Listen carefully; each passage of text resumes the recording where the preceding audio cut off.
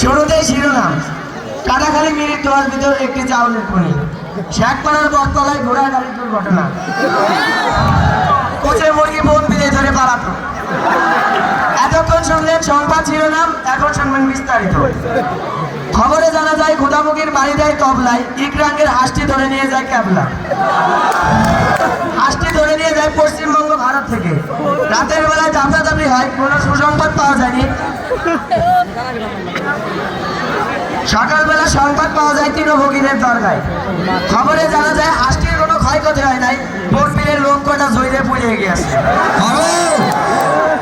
গতকাল কাটাখালী ব্রিজের পার একটি মহিলা দাঁড়িয়েছিল। মহিলা দাঁড়িয়ে থাকার পর একটি বাইরে মাছে উড়ে যাওয়ার লাগছিল।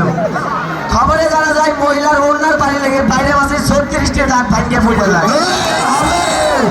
এরপর বাইরে মাছটি দুঃখ প্রকাশ করলেন যে তিনি দাঁতে কিছু চাবিয়ে খেতে পারছেন না। আমাদের কর্পেল হায়দার বাইরে মাছের দাঁতটি লাগানোর জন্য 36 লাখ টাকা পুরস্কার প্রদান করে।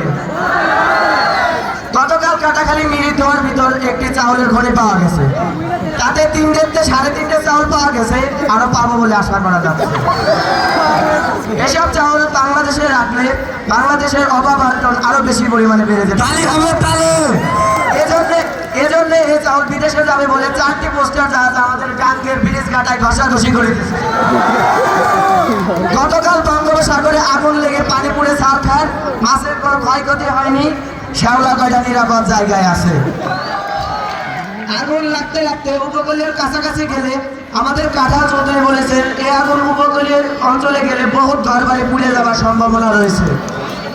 এই আগুন নিবানোর জন্য আমাদের ফরিদপুরের তরফ থেকে 14 বস্তা কেরোসিন এবং 7 বস্তা পেট্রোল পাঠানো হয়েছে। গতকাল আরিসার ঘাটে একটি হাতি যাইতেছিল। হাতি যাওয়ার পরে ফেরিখানা নষ্ট হয়ে যায়। 15-16 খানা বাঘ বোঝায় সত্ত্বেও ফেরিটি হাতির পিঠে তুলে দেওয়া হয়েছিল।